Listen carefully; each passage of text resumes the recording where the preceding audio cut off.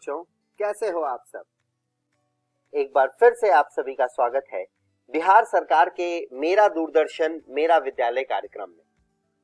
तो बच्चों, मैं उम्मीद करता हूं कि आपको जो घर पर ये विद्यालय का अनुभव मिल रहा है, आप इसे बहुत एंजॉय कर रहे होंगे और एंजॉयमेंट के साथ साथ पढ़ाई भी कर रहे होंगे और सुरक्षित भी होंगे। तो आइए बच्चों, देखते हैं कि आज के एपिसोड में हम क्या पढ़ेंगे। आज के एपिसोड में हम कक्षा 11 में केमिस्ट्री का पाठ द्रव्य की अवस्थाएं के बारे में पढ़ेंगे और फिजिक्स में एक नया पाठ शुरू करेंगे जिसका नाम है कणों के निकाय तथा घूर्णी गति। बच्चों, कक्षा 11 की पढ़ाई हो जाने के बाद हम कक्षा 12 की पढ़ाई शुरू करते हुए केमिस्ट्री में पी ब्लॉक एलिमेंट्स को पढ़ेंगे और फिजिक्स में चुंबकत्व तथा द्रव्य पाठ को पढ़ेंगे। बच्चों, ध्यान रहे कि आप सभी को एपिसोड देख लेने के बाद अपने अपने घर पर पाठ्य पुस्तक से पढ़ाई जरूर करनी है।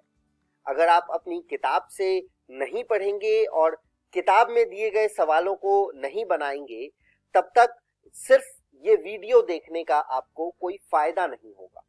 तो इसलिए अपने किताब से पढ़ाए गए पाठ को जरूर पढ़ें और दिए गए सवालों को भी बनाएं। चलिए अब शुरू करते हैं आज का एपिसोड। नमस्कार दोस्तों, आज हम द्रव्य की अवस्थाएं का चौथा भाग शुरू करने जा रहे हैं। वीडियो को शुरू करने से पहले आइए देखते हैं कि आज हम कौन कौन सी चीजों के बारे में पढ़ने वाले हैं। सबसे पहले हम आदर्श व्यवहार से विचलन के बारे में पढ़ेंगे, उसके बाद हम गैसों का द्रवीकरण पढ़ेंगे और आखिरी में हम द्रव अवस्था के बारे में पढ़ेंगे। तो आइए शुरू करते हैं आदर्श व्यवहार से विचलन। देखिए क्या होता है, जब मैं आपको आदर्श गैस के बारे में बता रहा था उसी टाइम मैंने आपको ये भी बताया था कि आदर्श गैस एक काल्पनिक चीज है, ऐसा कुछ असलियत में नहीं होता। तो वही चीज हम आज पढ़ने वाले हैं कि अगर ऐसा नहीं होता तो असलियत में होता क्या है और कितना विचलन हमें देखने को मिलता है जब हम वास्तविक गैसों की बात करते हैं। आपके सामने एक ग्राफ है जिसमें पीवी वर्सेस पी का ये ग्राफ है। आदर्श गैस के मुताबिक ये ग्राफ एक सीधी रेखा होना चाहिए था, लेकिन अगर हम वास्तविक गैस के हिसाब से देखें तो ये ग्राफ कुछ और ही दिख रहा है। तो एक तो विचलन को देखने का ये तरीका है, दूसरा आप ये ग्राफ भी देखिए, दाब और आयतन यानी कि प्रेशर और वॉल्यूम के बीच ये ग्राफ है और ये ग्राफ बॉयल्स लॉ का है यानी कि बॉयल्स के नियम का है। यहाँ पर आप देख सकते हैं आदर्श गैस में कैसा ग्राफ बन रहा है जो कि लाल रंग से दर्शाया गया है और वास्तविक गैस में कैसा ग्राफ बन रहा है जो कि नीले रंग से दर्शाया गया है। तो इस प्रकार हमें कुछ विचलन देखने को मिलता है जब हम वास्तविक गैसों की बात करते हैं। अगर हम बात करें अणुगतिक सिद्धांत की, तो अणुगति सिद्धांत की दो कल्पनाएं सही नहीं है। वो कौन सी दो कल्पनाएं हैं? पहली कल्पना ये कि गैस के अणुओं के मध्य कोई आकर्षण बल नहीं होता। आपने इस पाठ के जो पहला वीडियो था उसमें आपने देखा था कि इतने सारे आकर्षण बल हैं। पढ़ने के बावजूद हमें ये बताया गया कि गैसों के अणुओं के मध्य कोई आकर्षण बल होता ही नहीं है। लेकिन ये सब हमें बताया गया था आदर्श गैस के लिए, लेकिन हम तो वास्तविक गैसों के बीच रहते हैं, तो वास्तविक गैसों के अणु के बीच आकर्षण बल होते हैं। दूसरी जो चीज थी जो हमें गलत बताई गई वो यह थी कि गैस के अणुओं का आयतन गैस द्वारा घेरे गए आयतन की तुलना में बहुत कम होता है, जो कि गलत चीज है। ऐसा नहीं है। ये आदर्श गैस के लिए हम कह सकते हैं कि ठीक है, लेकिन अगर हम वास्तविक गैसों की बात करें तो हर वास्तविक गैस का अपना कुछ आयतन होता है। तो ये कुछ गलतियां थी, ये कुछ कल्पनाएं थी जो कि गलत थी और इसके बारे में मैं आपको बता चुका हूँ। अब इन दो कल्पनाओं को आप अपनी कॉपी में लिख लीजिए कि ये गलत है, या फिर जो आपने पहले कल्पनाएं लिखी थी साथ उसी में आप मार्क कर दीजिए कि ये जो दो कल्पनाएं हैं ये गलत थी। अगर गैस के अणुओं के बीच कोई बल नहीं होता तो वह कभी द्रवीकृत नहीं हो सकते। द्रवीकरण में क्या होता है, जो गैस के अणु होते हैं उनको कंप्रेस किया जाता है, उनको दबाया जाता है और उनके बीच इंटरमॉलिक्यूलर बॉन्ड बनाने की कोशिश की जाती है। तो जब वो इंटरमॉलिक्यूलर बॉन्ड बन जाता है तो गैस है वो द्रव में बदल जाती है। लेकिन यहाँ पर हमें बताया गया था कि गैस के अणुओं के बीच कोई बल ही नहीं होता, तो ऐसा अगर होता तो उसको द्रवीकृत करना मुश्किल हो जाता या फिर कर ही नहीं पाते हम। वास्तविक गैस आदर्श व्यवहार से विचलन इसलिए दर्शाती है क्योंकि अणु आपस में अन्योन्य क्रिया करते हैं। इन दो चीजों को आप अपनी कॉपी में लिख लीजिए। अब हम आगे बढ़ते हैं और एक नई चीज के बारे में बात करते हैं। जो वास्तविक गैस का प्रेशर होता है वो आदर्श गैस के प्रेशर से कम होता है। क्यों ऐसा बोल रहा हूँ मैं ऐसा इसलिए बोल रहा हूँ क्योंकि जो अणु होते हैं वो प्रेशर कब लगाते हैं, जब वो पात्र की दीवार से टकराते हैं। अगर अणुओं के बीच में कोई भी बल नहीं होगा तो वो एक दूसरे से अलग अलग घूमेंगे और अलग अलग घूमेंगे तो वो ज्यादा दाब लगाएंगे। इसीलिए जो आदर्श गैस का दाब होता है वो वास्तविक गैस के दाब से ज्यादा होता है। लेकिन अब ज्यादा होता है तो हमें उसको बैलेंस करना पड़ेगा। तो उसको बैलेंस करने के लिए हम क्या करते हैं, एक संशोधित पद से P वास्तविक का एडिशन करते हैं। वो संशोधित पद है an²/v²। यहाँ पर a एक स्थिरांक है, थोड़ी देर में जानते हैं, इसका एक स्पेशल नाम है, उसको जानेंगे। अब होता क्या है, जो हमारी आइडियल गैस इक्वेशन या फिर जो हमारी आदर्श गैस समीकरण थी वो अब बदल गई। वो कुछ ऐसी बन गई, P + an²/v² into v - nb = nRT। यहाँ पर आपको सब कुछ सेम दिख रहा होगा, बस प्रेशर और वॉल्यूम में एक एडिशन हो गया है। उस एडिशन में दो टर्म्स यूज हुए हैं, A और B, जिसे हम वॉन डेर वाल स्थिरांक कहते हैं और इस समीकरण को वॉन डेर वाल समीकरण कहते हैं। आगे बात करते हैं, कम ताप पर भी अंतराणु बल सार्थक हो जाते हैं क्योंकि अणु कम ऊर्जा से गमन करते हैं, जिससे ये अणु एक दूसरे से आकर्षण बल से बंधे होते हैं। वास्तविक गैस तब आदर्श व्यवहार प्रदर्शित करती है जब अंतर अणु बल प्रायोगिक रूप से नगण्य हो जाते हैं। वास्तविक गैस तब भी आदर्श व्यवहार प्रदर्शित करती है जब दाब शून्य हो जाता है। यहाँ से प्रश्न आ सकता है, इस चीज को अपनी कॉपी में नोट कर लीजिए और उसको स्टार मार्क कर लीजिए। तो अब एक नई चीज उठ के आती है Z, जिसे हम संपीड्यता कारक कहते हैं, अंग्रेजी में से कंप्रेसिबिलिटी फैक्टर कहते हैं। Z की वैल्यू होती है PV/nRT। आदर्श गैस के लिए Z की वैल्यू 1 होता है। ऐसा क्यों होता है? क्योंकि अगर Z की वैल्यू 1 नहीं होगी तो PV = nRT कभी फॉलो नहीं होगा, इसलिए आदर्श गैस के लिए Z की वैल्यू 1 होती है। उच्च दाब पर सभी गैसों के लिए Z 1 से बड़ा होता है, अर्थात इन्हें संपीड़ित करना कठिन होता है। ये भी बहुत इंपॉर्टेंट है, ये परीक्षा में आ सकता है, तो इसको भी लिख लीजिए और स्टार मार्क कर लीजिए। मध्यवर्ती दाब पर Z की वैल्यू 1 से कम होता है। इन सारी चीजों को आप अपनी कॉपी में लिख लीजिए और ये ग्राफ भी आप बना लीजिए। जब गैस द्वारा घेरा गया आयतन बहुत अधिक हो तो वास्तविक गैस आदर्श गैस की भांति व्यवहार दर्शाती है, क्योंकि ऐसी स्थिति में अणुओं का आयतन नगण्य माना जाता है। अन्य शब्दों में, जब दाब बहुत निम्न होता है तो गैस का व्यवहार अधिक आदर्श हो जाता है। अभी तक जो हम बात कर रहे हैं कि गैस कब आदर्श व्यवहार दिखाती है, कब नहीं दिखाती, ये चीजें आप बहुत ही ध्यान में रखिएगा, क्योंकि यहाँ से प्रश्न बनने की संभावना बहुत ज्यादा होती है। तो इसको आप हमेशा अपनी नोट्स कॉपी में लिखे रहना। वह ताप जिस पर कोई वास्तविक गैस पर्याप्त दाब की मात्रा में आदर्श गैस की भांति व्यवहार करती है, बॉयल ताप या बॉयल बिंदु कहलाता है। इसको आप अपनी कॉपी में लिख लीजिए, बहुत ही इंपॉर्टेंट डेफिनेशन है। Z = PV वास्तविक/nRT। V आदर्श की वैल्यू हम लिखेंगे nRT/P। यहाँ पर Z की वैल्यू 1 होती है तो हम ऐसा लिख सकते हैं। यहाँ से हम एक बात कह सकते हैं कि जो Z होता है उसकी वैल्यू V वास्तविक/V आदर्श होती है। हमने क्या किया, हमने सिंपली दोनों जो इक्वेशन थी, जो दोनों समीकरण थे, उनको डिवाइड कर दिया और हमारे पास ये आ गया Z = V वास्तविक/V आदर्श। यहाँ पर एक सवाल खड़ा हो सकता है कि अगर आपको V आदर्श दिया है और Z की वैल्यू दी है तो आपसे V वास्तविक पूछा जा सकता है। तो ये कुछ इंपॉर्टेंट फॉर्मूले हैं, ये आप अपनी कॉपी में नोट कर लीजिए। उसके बाद बात आती है गैसों के द्रवीकरण की, जिसे हम अंग्रेजी में लिक्विफैक्शन कहते हैं। वह ताप जिसके बाद द्रव गैस में बदल जाता है क्रांतिक ताप यानी कि क्रिटिकल टेम्परेचर कहलाता है। क्रांतिक दाब पर 1 मोल गैस का आयतन क्रांतिक आयतन कहलाता है, अंग्रेजी में इसे क्रिटिकल वॉल्यूम कहते हैं। और इस ताप पर दाब क्रांतिक दाब कहलाता है, अंग्रेजी में इसे क्रिटिकल प्रेशर कहते हैं। द्रव तथा गैसीय अवस्था में निरंतरता यानी कि कॉन्टिन्यूटी है। इस सातत्य अवस्था को पहचानने के लिए गैस तथा द्रव के लिए तरल यानी कि फ्लूइड पद को प्रयोग में लाया जाता है। क्रांतिक दाब के नीचे किसी भी गैस को केवल दाब बढ़ाकर द्रवीकृत किया जा सकता है। इसे उस पदार्थ की वाष्प यानी कि वेपर कहते हैं। अब बात करेंगे द्रव अवस्था की यानी कि लिक्विड स्टेट। अभी तक हम गैसीय अवस्था की बात कर रहे थे, अब हम बात करेंगे द्रव अवस्था की। गैस अवस्था की तुलना में द्रव अवस्था में अंतराणु बल अधिक प्रबल होते हैं। इनके अणु इतने पास पास होते हैं कि उनके मध्य रिक्त स्थान बहुत कम होते हैं।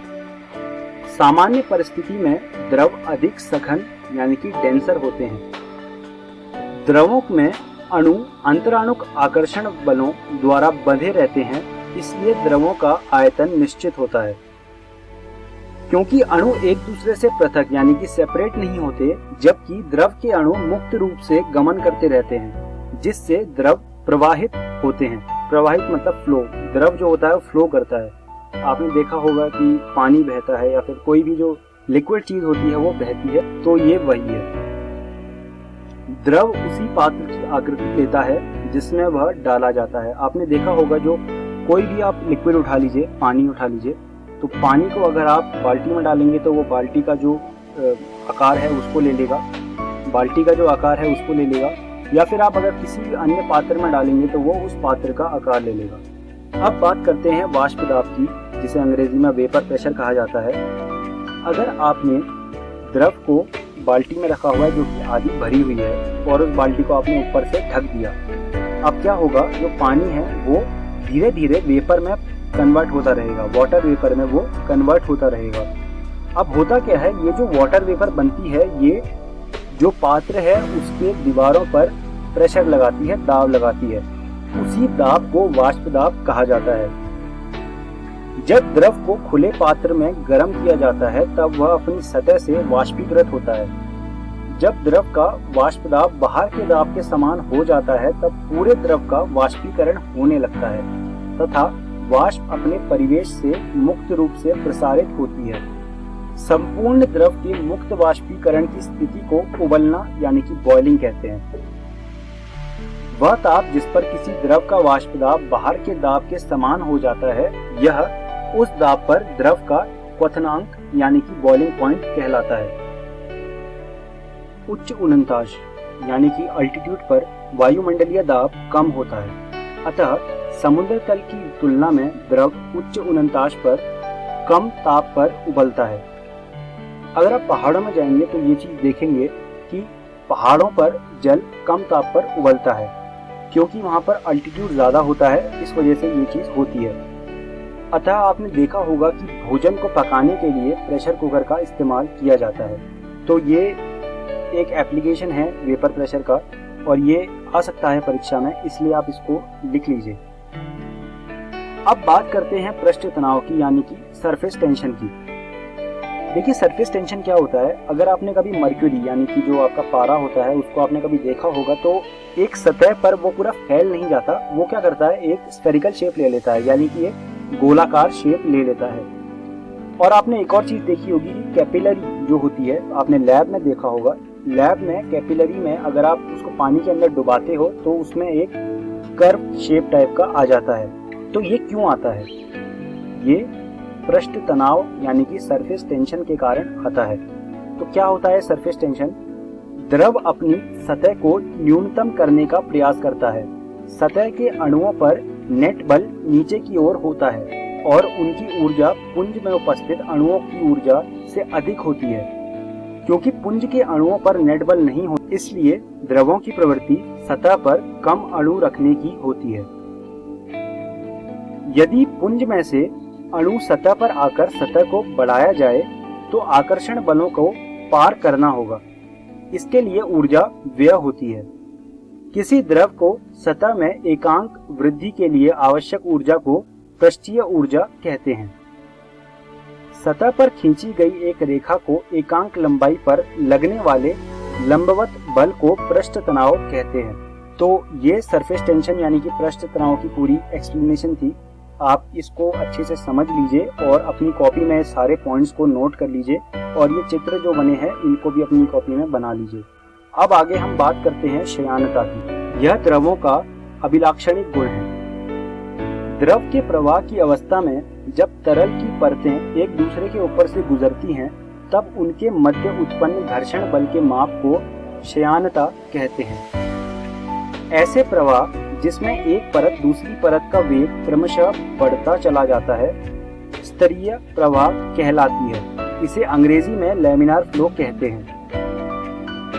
अगर हम कहें कि जो फोर्स है वो डायरेक्टली प्रोपोर्शनल है या फिर समानुपाती है ए के, ए जो है वो संपर्क का क्षेत्रफल है और एफ जो है वो डायरेक्टली प्रोपोर्शनल है du by dz की। यहाँ du by dz वेग प्रवणता है अर्थात दूरी के साथ वेग में परिवर्तन है। तो अब हम अगर इन दोनों चीजों को मिलाएंगे तो वो बन जाएगा F समानुपाती a dot du by dz। अगर हम इसमें एक समानुपाती स्थिरांक लगाएं जो कि नीटा है तो ये बन जाएगा F इज इक्वल टू नीटा a du by dz। ये बहुत ज़रूरी फॉर्मूला है, ये बहुत ही महत्वपूर्ण फॉर्मूला है परीक्षा के उद्देश्य से। तो आप इसे अपनी कॉपी में लिख लीजिए और ये जो छोटी सी डेरिवेशन टाइप है इसे भी अपनी कॉपी में लिख लीजिए और साथ में ये चित्र भी बना लीजिए। तो हम अब इस वीडियो के अंत में आ गए हैं। आइए जानते हैं कि आज की इस वीडियो में हमने क्या क्या सीखा। सबसे पहले हमने आदर्श व्यवहार से विचलन के बारे में पढ़ा, उसके बाद हमने गैसों का द्रवीकरण पढ़ा और आखिरी में हमने द्रव अवस्था के बारे में पढ़ा। मैं उम्मीद करता हूँ आपको मेरी पढ़ाई की सारी चीज़ें समझ आई होंगी और आपको ये सुझाव दूंगा कि आप रसायन विज्ञान की एनसीईआरटी से ये चीज़ें दोबारा से पढ़ लीजिएगा। धन्यवाद दोस्तों।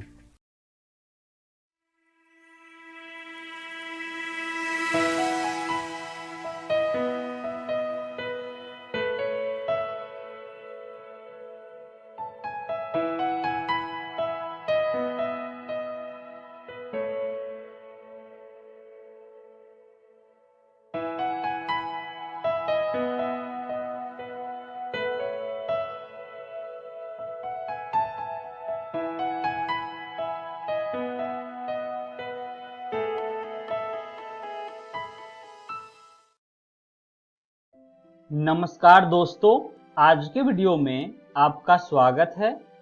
आज हम लोग एक नए अध्याय को शुरू करेंगे जिसका नाम है कणों के निकाय तथा घूर्णी गति। आइए जानते हैं कि आज के वीडियो में हम लोग क्या क्या सीखेंगे। सबसे पहले हम अध्याय कणों के निकाय एवं घूर्णी गति का परिचय को समझेंगे और उसके बाद द्रव्यमान केंद्र को पढ़ेंगे। दोस्तों, घूर्णी गति अध्याय बहुत ही महत्वपूर्ण अध्याय है क्योंकि भौतिकी विज्ञान के लगभग प्रत्येक अध्याय में इनका उपयोग होना है। दोस्तों, घूर्णी गति को दृढ़ पिंड गतिकी भी कहते हैं। तो सबसे पहले जानते हैं कि दृढ़ पिंड किसे कहते हैं। दोस्तों, दृढ़ पिंड वह होता है जो गैर विकृति होता है। यदि किसी पिंड के आंतरिक दो बिंदुओं के बीच की दूरी नहीं बदलती है तो उस पिंड को दृढ़ पिंड कहते हैं। प्रकृति में पूर्णतः दृढ़ पिंड मिलती नहीं है। सभी वास्तविक वस्तुएं कुछ हद तक विकृत होती है, लेकिन दृढ़ पिंड कई स्थितियों में बहुत उपयोगी होती है जहां विकृति नगण्य होती है। आइए दोस्तों, दृढ़ पिंड सिमुलेशन को समझते हैं। भौतिकी में दृढ़ पिंड ठोस की उस आदर्श अवस्था को कहते हैं जिसमें कोई विकृति नहीं होती है।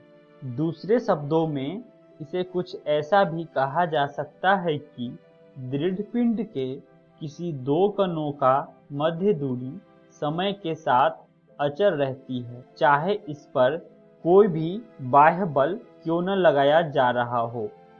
आइए दृढ़ पिंड का एक निश्चित अक्ष के साथ घूमते हुए दृढ़ पिंड के कुछ उदाहरण को चित्र के माध्यम से समझते हैं। दोस्तों, हम अपने दैनिक जीवन में दृढ़ पिंड को एक निश्चित अक्ष के साथ घूमते हुए देखा होगा, जैसे छत में लगा हुआ पंखा और मोटर व्हीकल में स्टीयरिंग व्हील का निश्चित अक्ष के साथ घूर्णन करना और पृथ्वी का निश्चित अक्ष में घूर्णन करना, और मिट्टी के बर्तन बनाने वाली मशीन इत्यादि। आइए दोस्तों, जानते हैं कि एक दृढ़ पिंड में किस प्रकार की गतियां हो सकती है। दोस्तों, वैसे तो दृढ़ पिंड के पास विभिन्न प्रकार की गति होती है, लेकिन हम सबसे पहले जानते हैं स्थानांतरीय गति के बारे में। चित्र में एक दृढ़ पिंड है जिसके दो बिंदु हैं, P1 और P2। अब दोनों बिंदु का गति तल के नीचे की ओर ऐसी है कि इसके सभी कण साथ साथ चल रहे हैं, अर्थात किसी क्षण सभी कण समान वेग से चलते हैं। इसे ही स्थानांतरीय गति कहते हैं। आइए चित्र के माध्यम से समझते हैं स्थानांतरीय गति को। स्थानांतरीय गति में क्या होता है कि पिंड के सारे कण समानांतर पथ में गति कर रहे होते हैं। पिंड के अंदर किसी दो बिंदु के बीच बनी रेखा गति के पहले और गति के बाद आपस में समानांतर होते हैं। इसे ही स्थानांतरीय गति कहते हैं। दोस्तों, स्थानांतरीय गति और घूर्णी गति के योगफल को लोटनी गति कहते हैं। उदाहरण के लिए साइकिल का पहिया, जिसमें स्थानांतरीय गति और घूर्णी गति दोनों होते हैं। आइए दोस्तों, आगे बढ़ते हैं, जानते हैं द्रव्यमान केंद्र को। द्रव्यमान केंद्र का उत्पत्ति हमेशा गांठ से होती है। वीडियो को देखिए। यदि पिंड के आकार को आव्यूह द्वारा परिवर्तित किया जाता है या मूल बिंदु से निर्देशांक के द्वारा खिसका दिया जाता है, तो नया द्रव्यमान केंद्र आकार के द्वारा निर्धारित नहीं होगा। आइए द्रव्यमान केंद्र को चित्र के माध्यम से समझते हैं। एक रिंच को हवा में प्रक्षेप गति में फेंका जाता है। प्रक्षेप गति के पथ को आप चित्र में देख सकते हैं। रिंच घूम भी रहा है और साथ साथ प्रक्षेप गति में भी है। इस स्थिति में रिंच का किसी एक कण का पथ को समझना मुश्किल होता है, तो इस स्थिति में हम रिंच का द्रव्यमान निकालेंगे और उसके सापेक्ष में अन्य कणों का भी। आइए द्रव्यमान केंद्र के परिभाषा को जानते हैं। एक साधारण दृढ़ पिंड जिसमें एक समान घनत्व होता है, द्रव्यमान का केंद्र केंद्रक पर स्थित होता है। किसी पिंड का द्रव्यमान केंद्र एक ऐसा बिंदु है जहां पिंड के संपूर्ण द्रव्यमान को केंद्रित किया जा सकता है। दोस्तों, चित्र में जैसा कि वर्ग है, वृत्त है और त्रिभुज भी है, और इसमें द्रव्यमान हर जगह बराबर मात्रा में है, तो द्रव्यमान केंद्र कहाँ होगा? दोस्तों, द्रव्यमान केंद्र हमेशा पिंड के केंद्रक बिंदु में होता है। आइए द्रव्यमान केंद्र के दो कणों के निकाय को समझते हैं। माना कि दो कण है जिसका मूल बिंदु O से दूरी क्रमशः x1 एवं x2 है। इन कणों के द्रव्यमान क्रमशः m1 एवं m2 है।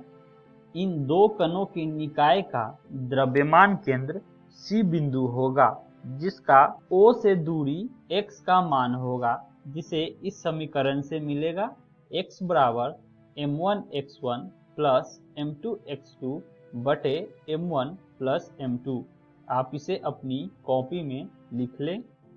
अब यदि दोनों कणों का द्रव्यमान बराबर हो जाएगा मतलब m1 बराबर m2, तो x बराबर x1 प्लस x2 बटे 2 हो जाएगा। इसका मतलब समान द्रव्यमान के दो कणों का द्रव्यमान केंद्र ठीक उनके बीचों बीच होगा। आइए आगे बढ़ते हैं और जानते हैं द्रव्यमान केंद्र n कणों की निकाय के बारे में। सबसे पहले केस 1 को जानते हैं, जिसमें सभी कण एक सीधी रेखा में होते हैं। यदि हमारे पास n कण है जिसका द्रव्यमान क्रमशः m1, m2 mn है, जो x अक्ष के रूप में एक सीधी रेखा में है, तो परिभाषा के अनुसार कणों की निकाय का द्रव्यमान केंद्र इस समीकरण से मिलेगा। x बराबर m1x1 प्लस m2x2 mn बटे m1 plus m2 mn। Case 2 को जानते हैं, जब कण एक सीधी रेखा में नहीं हो। मान लीजिए कि हमारे पास 3 कण हैं जो सीधी रेखा में नहीं है। हम सतह में x और y अक्ष को परिभाषित कर सकते हैं जिसमें कण निहित है, और निर्देशांक द्वारा 3 कणों की स्थिति का प्रतिनिधित्व करते हैं क्रमशः x1 y1, x2 y2 और x3 y3 से। अब जब कण एक सीधी रेखा में नहीं है, तो मान लीजिए कि हमारे पास 3 कण है जिसका द्रव्यमान क्रमशः m1, m2 और m3 है। 3 कणों के निकाय के द्रव्यमान केंद्र P को निर्देशांक xy द्वारा परिभाषित और स्थित किया जाता है, जैसा कि चित्र में दिखाया गया है।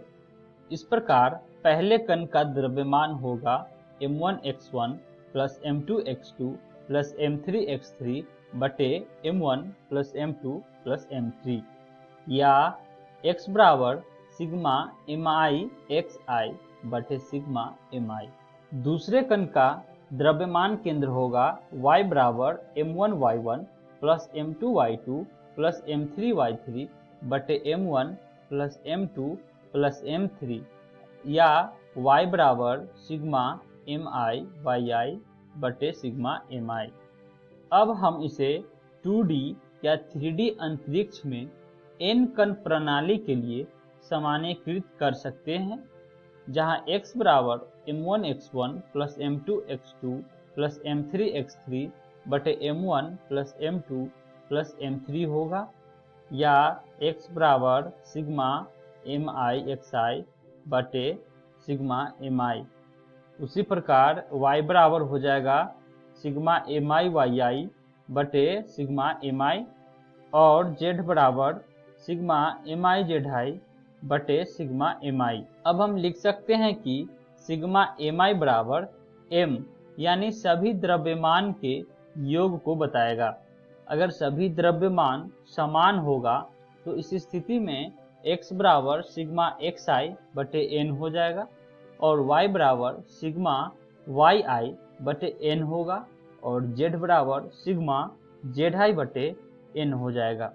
अब यदि संदर्भ के फ्रेम के मूल बिंदु समन्वय प्रणाली को द्रव्यमान का केंद्र चुना जाता है, तब सिग्मा mi xi बराबर 0 हो जाएगा, सिग्मा mi yi भी 0 हो जाएगा, उसी प्रकार सिग्मा mi zi भी 0 हो जाएगा। दोस्तों, जब दृढ़ पिंड में बड़ी संख्या में कण मौजूद हैं तो एक कण के ऊपर योग करना असंभव है। चूंकि कणों के बीच का स्थान छोटा है, इसीलिए हम पिंड के द्रव्यमान को निरंतर वितरण के रूप में मान लेते हैं। हम पिंड के द्रव्यमान को छोटे तत्वों में विभाजित करते हैं, अर्थात dm1, dm2, dm3 dmn मूल बिंदु से दूरियां x1, x2, xi xn तक। तब द्रव्यमान केंद्र होगा x बराबर सिग्मा dmi xi बटे सिग्मा dmi, या x बराबर समाकलन xdm बटे m। जैसा कि dm बहुत छोटा द्रव्यमान है, उसी प्रकार y बराबर समाकलन YDM बटे m और z बराबर समाकलन ZDM बटे m हो जाएगा। अब हम यदि x, y और z को एक स्थिति सदिश r के रूप में निरूपित करते हैं तो हम द्रव्यमान केंद्र को सदिश के रूप में कुछ इस प्रकार लिखेंगे, r बराबर समाकलन RDM बटे m। दोस्तों, इस प्रकार से हम आज की वीडियो का सारे विषयों का अध्ययन कर चुके हैं। आइए जानते हैं कि आज के वीडियो में हमने क्या क्या सीखा। सबसे पहले हम लोग अध्याय कणों की निकाय तथा घूर्णी गति के परिचय को समझा और उसके बाद द्रव्यमान केंद्र को भी समझा। आइए जानते हैं कि अगली वीडियो में हम लोग क्या क्या सीखेंगे। सबसे पहले हम द्रव्यमान केंद्र की गति को जानेंगे और उसके बाद कणों की निकाय का रेखीय संवेग को समझेंगे।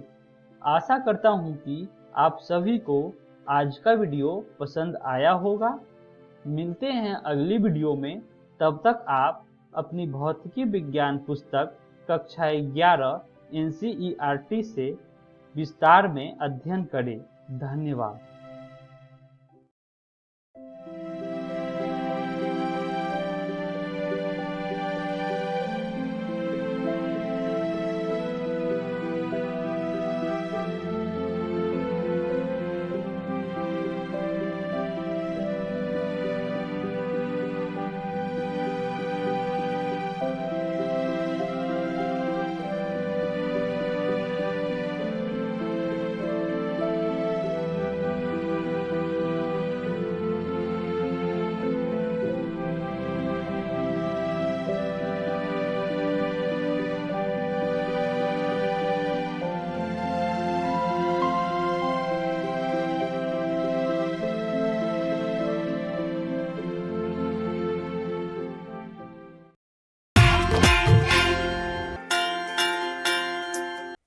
नमस्कार दोस्तों, आज हम पी ब्लॉक के तत्व का तीसरा भाग शुरू करने जा रहे हैं। वीडियो को शुरू करने से पहले आइए देखते हैं कि आज की इस वीडियो में हम कौन कौन सी चीज़ों के बारे में बात करने वाले हैं। इस वीडियो में सबसे पहले हम वर्ग 16 के तत्व पढ़ेंगे। उसके बाद हम वर्ग 16 के तत्वों के गुण पढ़ेंगे। तो आइए शुरू करते हैं वर्ग 16 के तत्वों से। पहले जान लेते हैं कि वर्ग 16 में कौन कौन से तत्व आते हैं। पहला जो तत्व है वो ऑक्सीजन है, फिर आता है सल्फर, उसके बाद आता है सिलीनियम, उसके बाद आता है टेल्यूरियम, उसके बाद आता है पोलोनियम और आखिरी में आता है लिवरमोरियम। अब जानते हैं कि वर्ग 16 के तत्वों का इलेक्ट्रॉनिक विन्यास कैसा होता है। वर्ग 16 के तत्वों के बाह्य कोशों में 6 इलेक्ट्रॉन होते हैं तथा सामान्य इलेक्ट्रॉनिक विन्यास NS2 होता है। अब बात करते हैं परमाणु तथा आयनी त्रिज्या की। वर्ग में ऊपर से नीचे की ओर बढ़ने पर कोशों की संख्या में वृद्धि के कारण आयनी तथा परमाणु त्रिज्याओं के मानों में वृद्धि होती है। तथापि ऑक्सीजन परमाणु का आकार अपवाद स्वरूप छोटा होता है। अब बात करते हैं आयनन एंथैल्पी की।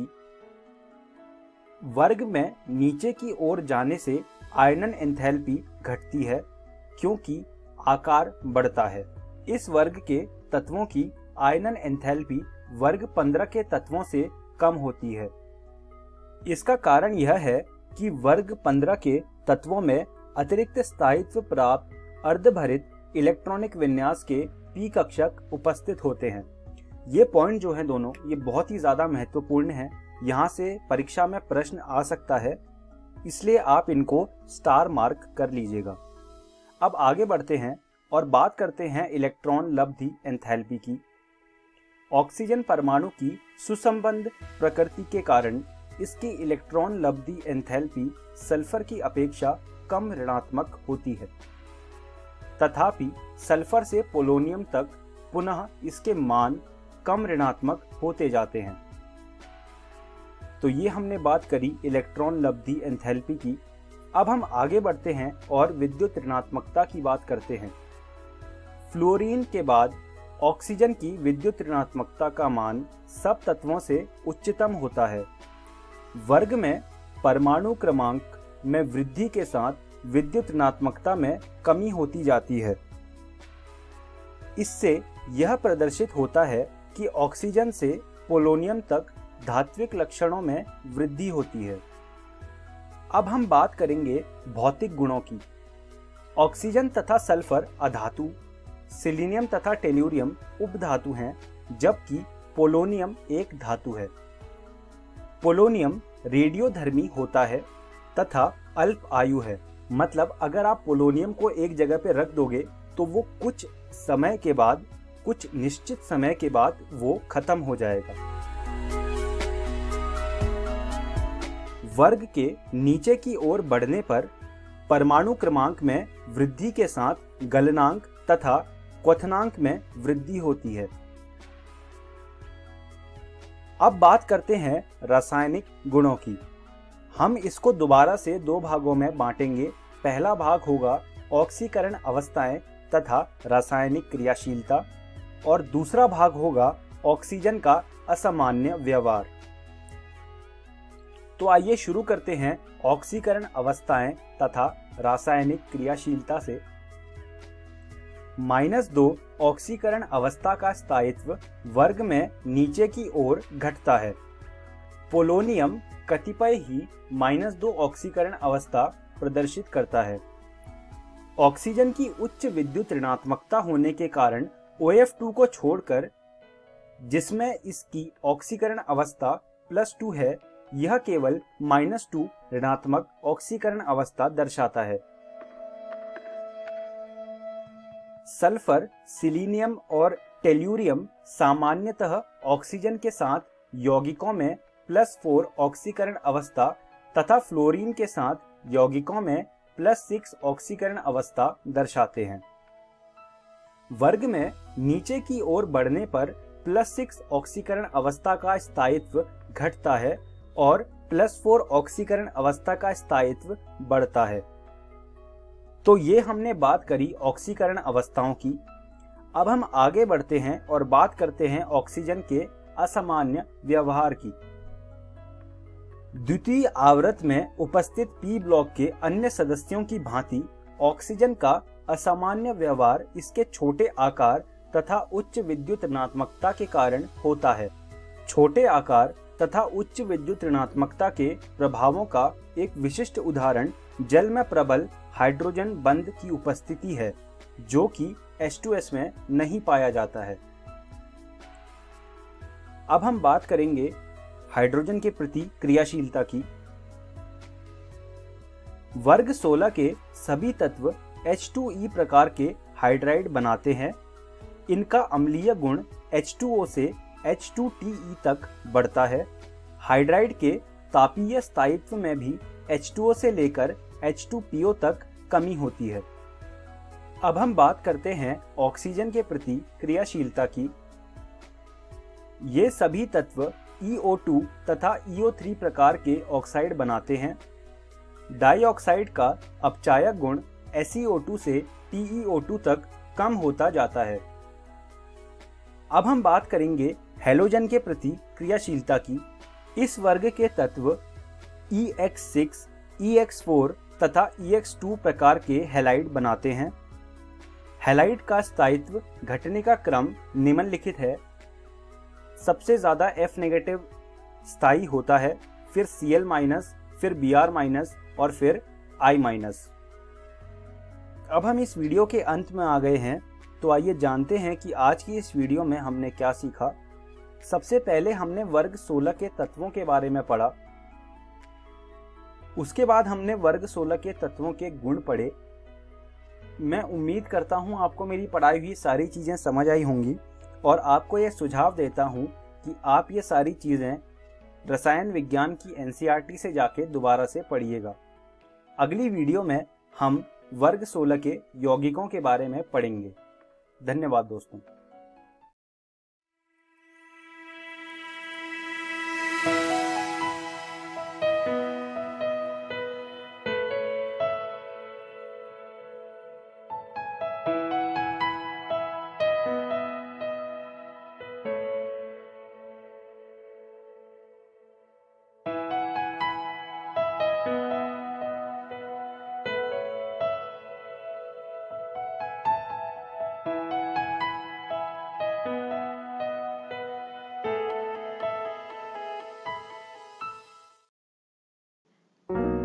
हेलो दोस्तों, आज की इस कक्षा में आप सभी का स्वागत है।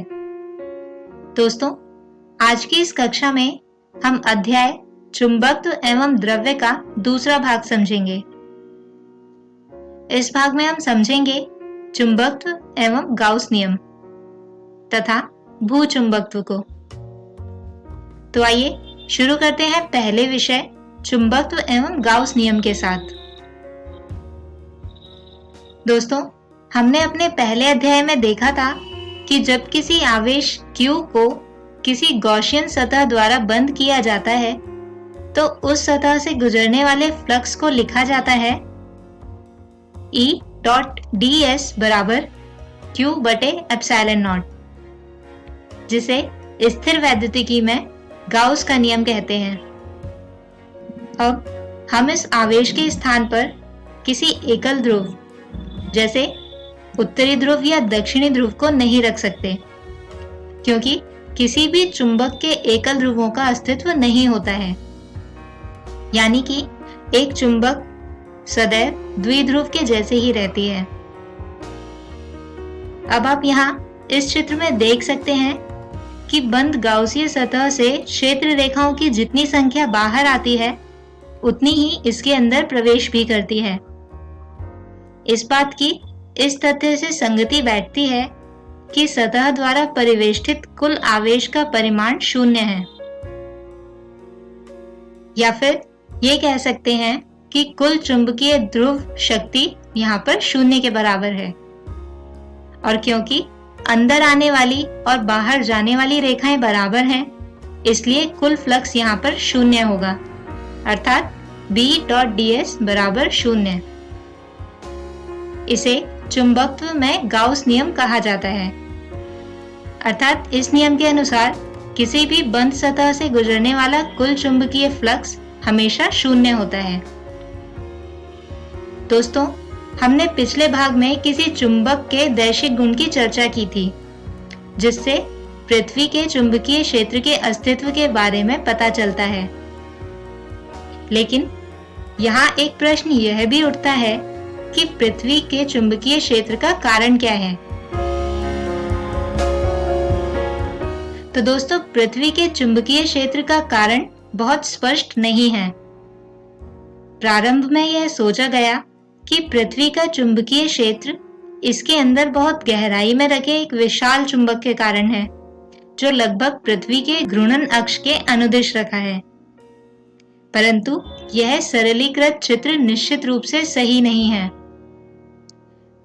अब यह माना जाता है कि पृथ्वी का चुंबकीय क्षेत्र इसके बाह्य क्रोड के धात्विक तरलों, जो अधिकांशतः पिघला लोहा या निकेल है, इनकी संवाहक गति के कारण उत्पन्न विद्युत धाराओं के परिणाम स्वरूप अस्तित्व में आता है।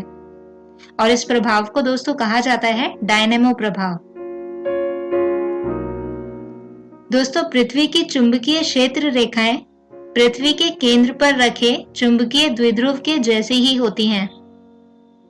इस द्विध्रुव की अक्ष पृथ्वी के घूर्णन अक्ष के संपाती नहीं होती है, बल्कि वर्तमान में यह लगभग इस पर 11.3 डिग्री झुकी हुई है।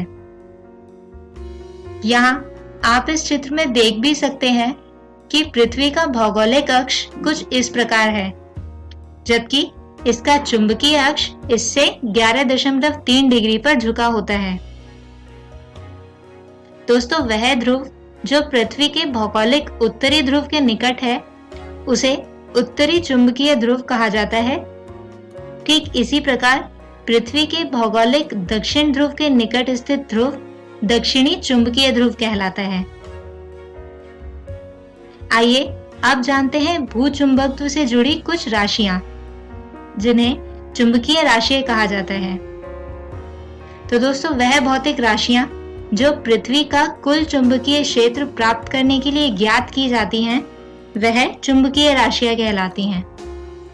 इनमें सर्वप्रथम है चुंबकीय दिक्पात, जिसे थीटा से दर्शाया जाता है और इसे इंग्लिश में कहा जाता है एंगल ऑफ डिक्लिनेशन।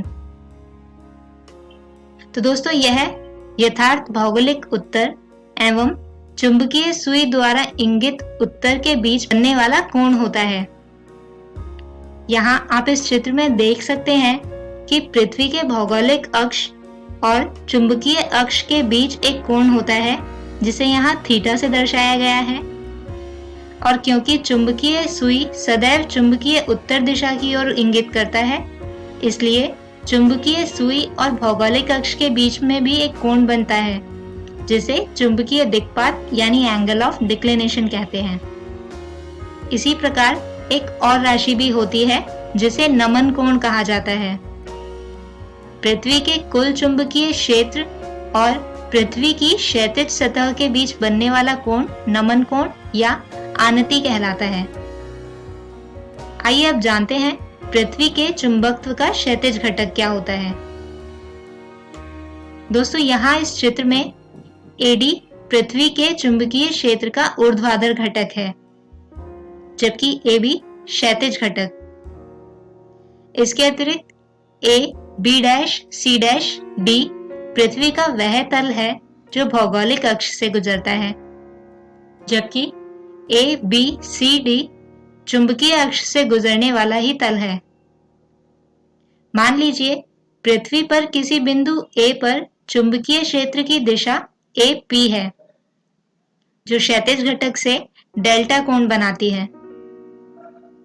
अब यहाँ त्रिभुज ALP में देखा जाए तो यहाँ से cos डेल्टा आता है AL बटे AP, और क्योंकि AL पृथ्वी के चुंबकीय क्षेत्र का क्षैतिज घटक है, अर्थात इसे BH से लिखा गया है, यानी cos डेल्टा बराबर है BH बटे B।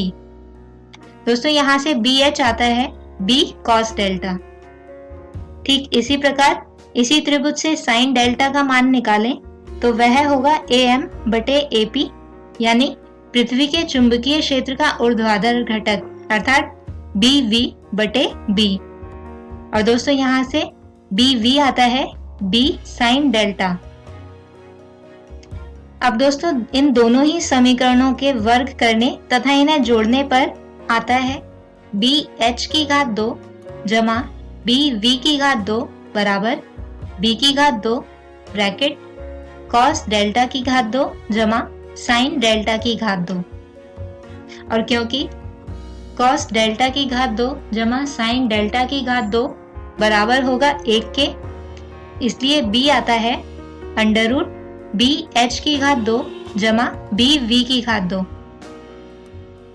इसके अतिरिक्त यदि इन दोनों को एक दूसरे से विभाजित किया जाए तो समीकरण आती है B sin डेल्टा बटे B cos डेल्टा बराबर BV बटे BH।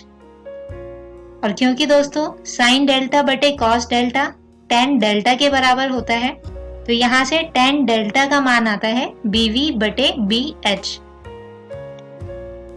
आइए दोस्तों, अब आज के ही विषयों पर आधारित एक उदाहरण समझते हैं।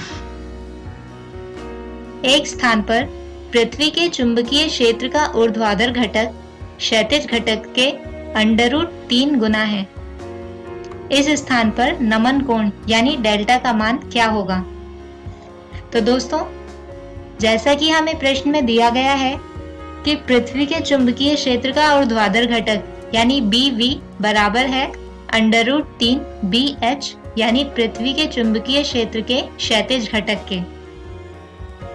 और जैसा कि हम जानते हैं कि tan डेल्टा बराबर होता है BV बटे BH, तो यहाँ पर BV का मान रखने पर tan डेल्टा आता है अंडर रूट 3 BH बटे BH, जिससे tan डेल्टा आएगा रूट 3 के बराबर। और दोस्तों, tan का मान रूट 3 तब होता है जब इसके कोण का मान 60 डिग्री हो, यानी tan डेल्टा बराबर होगा tan 60 डिग्री के, अर्थात डेल्टा आता है 60 डिग्री। आइए अब एक बार आज के वीडियो में समझाए गए विषयों को दोहरा लेते हैं। तो दोस्तों, आज के हमारे इस वीडियो में हमने समझा चुंबकत्व एवं गाउस नियम को और जाना भूचुंबकत्व को। अगले वीडियो में हम जानेंगे कुछ और नए विषय, चुंबकीय पदार्थों के वर्गीकरण को, इसके बाद पदार्थों के चुंबकीय गुणों को, इसके बाद जानेंगे चुंबकीय शैथिल्य यानी हिस्टेरिसिस और अंत में स्थायी चुंबक को। तब तक के लिए गुड बाय। कोरोना वायरस जैसी महामारी से बचाव के लिए देश भर में लॉकडाउन है। बच्चों को सुरक्षित रखने के लिए विद्यालय बंद किए गए हैं। इस परिस्थिति में आपका मोबाइल ही आपका विद्यालय बन सकता है। जी हाँ, बिहार सरकार के शिक्षा विभाग ने यूनिसेफ और इकोवेशन के साथ मिलकर उन्नयन ऐप मेरा मोबाइल मेरा विद्यालय की शुरुआत की है। इस ऐप पर आप कक्षा 6 से 12 तक के पाठ्यक्रम को पढ़ सकते हैं। सिर्फ पढ़ ही नहीं सकते, बल्कि आपको पढ़ते समय अगर किसी भी तरह की कोई परेशानी आती है या फिर मन में कोई सवाल आता है तो इस ऐप पर आप अपने सवाल भी पूछ सकते हैं, जिसका जवाब उस विषय के विशेषज्ञ द्वारा दिया जाएगा। तो प्ले स्टोर से अभी डाउनलोड करें उन्नयन ऐप मेरा मोबाइल मेरा विद्यालय और अपने मोबाइल से ही अपने विद्यालय का अनुभव पाएं, वो भी बिल्कुल निशुल्क। घर पर रहें, सुरक्षित रहें, स्वस्थ रहें, पढ़ते रहें, आगे बढ़ते रहें, क्योंकि चाहे कोई भी स्थिति हो, शिक्षा हर बच्चे का अधिकार है। बिहार शिक्षा परियोजना की एक पहल। आशा करता हूं कि आज के एपिसोड में जो भी पाठ आपको पढ़ाया गया हो, आप उसे अच्छे से समझ पाए होंगे। यदि कोई सवाल आपके मन में आया हो तो उसे उन्नयन ऐप पर आप पोस्ट करके अपने जवाब को जान सकते हैं, या फिर आप हमें ईमेल भी कर सकते हैं स्क्रीन पर दिए गए ईमेल आईडी पे। एक आवश्यक सूचना, यह वीडियो बीपीसी की वेबसाइट पर भी उपलब्ध है। वेबसाइट नोट कर लीजिए बच्चों, www.bepcssa.in। जब आप इस वेबसाइट पर जाएंगे तो डिजिटल लर्निंग वाले सेक्शन में जाकर आप इस वीडियो को देख सकते हैं। मिलते हैं बच्चों अगले एपिसोड में कुछ और रोचक पाठ के साथ। तब तक के लिए घर में रहिए, सुरक्षित रहिए और पढ़ते रहिए। बाय बाय बच्चों।